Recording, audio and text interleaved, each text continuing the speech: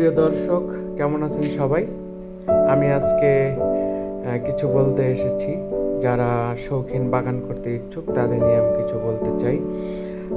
নতুন যারা আমের চারা লাগিয়েছেন, 12 মাসি আম, তাদেরকে বলবো আসলে টেনশনের কিছু নাই।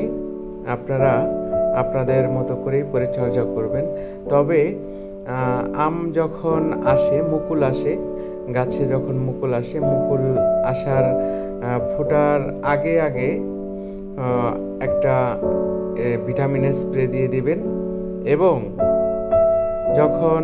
যখন মটরশুঁটি টাইপের গুটি গুটি হয় তখন একটু ভিটামিনের স্প্রে দেবেন, সাথে একটু যদি কীটনাশক মেশানো যায় অল্প, তাহলে আরো ভালো হবে ফলন।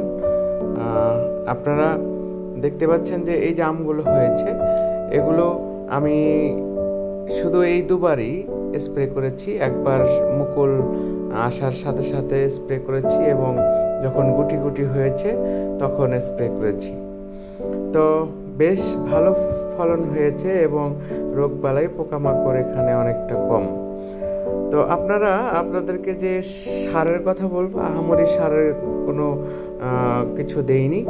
এখানে আমি শুধু গোবর ব্যবহার করেছি এবং সবুজ সার ব্যবহার করেছি।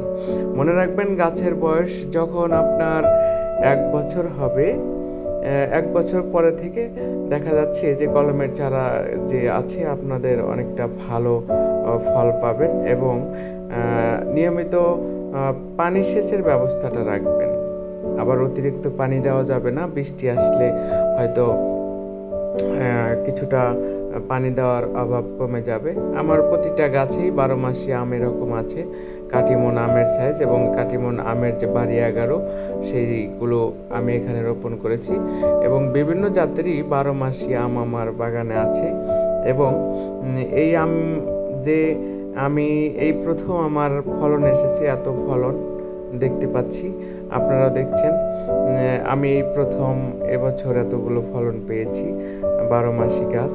এবং 12 মাসি গাছের অনেক দিকে লাভ আছে। লাভটা হলো যে আপনি যে মৌসুমহীন সময়ে যত আপনি পাবেন, সেখান থেকে আপনার একটা আমের যে একটা চাহিদা, সেই চাহিদাটা কমবে, মিটাবে। এবং এটা যদি আপনি বাজারজাত করতে চান তাহলে অবশ্যই বাজারে অনেকটা চড়া দামে এই আম বিক্রি করতে পারবেন। তো আপনারা ফলো করবেন যেন গাছগুলোর নিচে আগাছা না থাকে এবং পানি সেচের স্বল্পতা যেন না পায় গাছ। ভালো থাকবেন সবাই, খুব ভালো। এবং নিয়মিত যে আমি আপডেট দিচ্ছি, আপডেট দেখার চেষ্টা করবেন, পাশে থাকবেন এবং সহযোগিতা করবেন।